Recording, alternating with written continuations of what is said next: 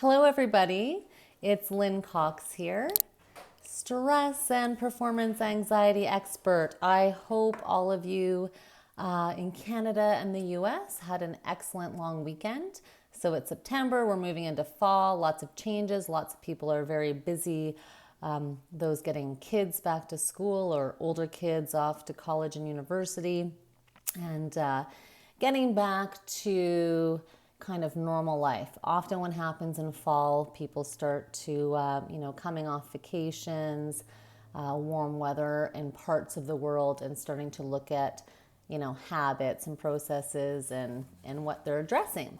So anyway, I'm going to share some of this in written format, but I just wanted to share a bit of feedback that I got from a client who, an executive, a CEO who had seen me for issues with procrastination.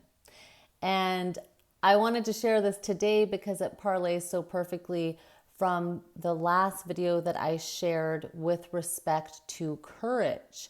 I talked about being courageous, being able to turn around and look at yourself without running away. In the words of my Kung Fu teacher, that idea of knowing that you can deal with whatever comes your way, not turning away from difficult emotions, experiences, being honest with yourself, being able to look at yourself.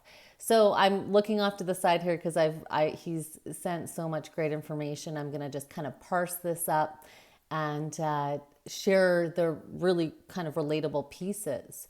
So one of the things that he explained here is that he had noticed, and these are his words, his procrastination and focus had started to dwindle both in professional and personal life. So although often I'm dealing with executives and professionals, you know what? Aspects of how we are feeling and what we're experiencing, they're typically not segmented in personal and professional life. Everything bleeds. It all applies. And in fact, sometimes I see people with specific issues related to their career and their business. That is the impetus for them reaching out. After they have a session, they notice other, I call unintended consequences of a session that bleed into other areas of their life and vice versa. So he had said, yes, procrastination and focus had dwindled in both professional and personal life. So very self-aware, noticing that, and noticing the issue for 2 years, and feeling like he was losing some control of issues that he used to be able to get ahead of. And that brings me to the, often we delay, we wait, 2 years for an issue to be prominent in our life. That's a long time. Like if you had a migraine headache for 2 years, well, I would guess that you wouldn't allow it to go on for that long before you sought some kind of solution. Same as if you had a brutal toothache for 2 years, unlikely to leave it like that. But we do tend to leave these, emotional, psychological, mindset kind of issues for far longer than we really need to. So that was very interesting. And, I'd asked for him to comment on what he had done in past to quote unquote fix his issue, fix his problem, address this issue. And again, this is so common what I hear. These are his words. I had tried to quote will myself to focus and be more proactive. But this became exhausting and I reverted back to old patterns. So common as well too. And I've talked about this in a few other videos, we can will ourselves to do things. We can will ourselves to stop smoking. We can will ourselves to not eat certain things when we have the urge to. We can will ourselves perhaps sometimes to not constantly be looking at our phones and distracted. There is much that we can do to will ourselves, but in his words, this is so common, we'll often try these methods for some time, but it becomes exhausting. It becomes exhausting because you're fighting yourself, because you haven't turned around and looked at yourself and been really honest and gone through an honest inquiry as to why is it that I find this thing so difficult. So this individual had heard of hypnosis and was very open-minded to different different methods of healing. And I love this part because I asked him to just describe what the experience was like for him working with me. And he says, I think a good way to describe my session with you would be unfiltered and enlightening. Through hypnosis, I discovered things in my past that had long-term effects on my behavioral patterns. As opposed to something like CBT, he's referring to cognitive behavioral therapy, I didn't have the same unfiltered experience as when I was, quote, under, referring to in a hypnotic state, which is purely a slower brainwave state, a relaxed state of the nervous system, and the state that you need to be in to be able to access your subconscious mind, your emotional mind. And then he goes on to say, hypnosis made me bring up things without my own personal censor that would be consciously triggered in a talk therapy session. This relates to that past video and other references I have made to this. Honestly, looking at ourselves is something that can be very, very challenging.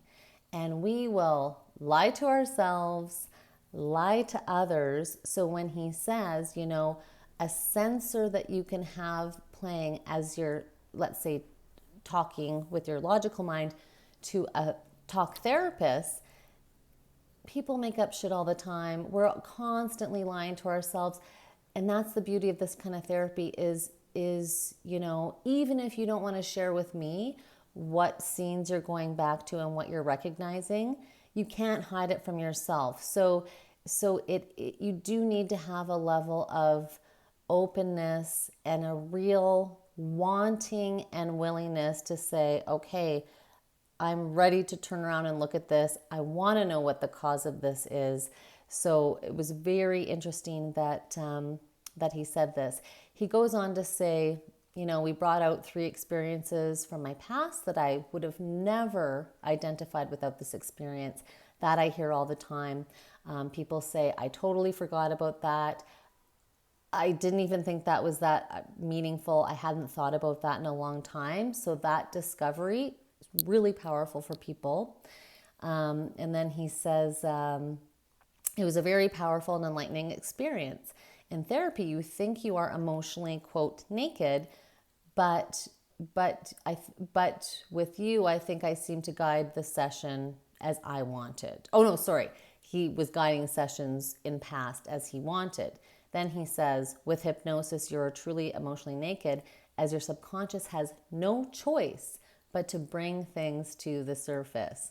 So we all, it's like having a sore that's like the pus has got to come out. Like things need to come to the surface truly to heal. The analogy we like to use that's a little nicer than a wound is that, in order to be ready to take on new beliefs, new suggestions, new ways of being, you got to kind of weed out the garden. The garden being the mind, the subconscious mind. Weed it out of all those weeds that are not getting you to the place that you want to be. Then when the soil's all weeded, mixed around, nice and nutritious, then you can plant in new ideas, new beliefs, and have a new experience. So, after the session, he said he felt it was a cathartic like feeling, and like he'd actually exposed real emotions without holding back. So it was beautiful. I remember vividly after our session, his surprise at what came out, how it went, what came up, and it was such a delight to work with this individual.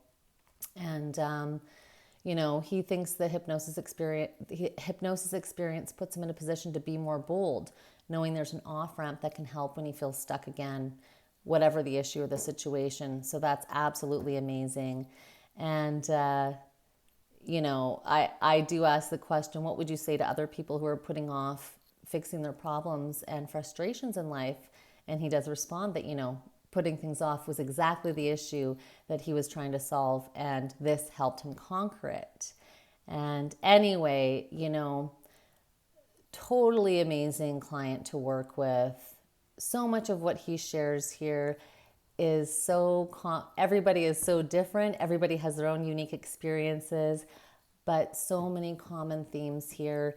And I love the use of his language in that, emotionally naked, the acknowledgement that many of us can be lying to ourselves, and that this was a way for him to get to those core issues, the core cause of his issues.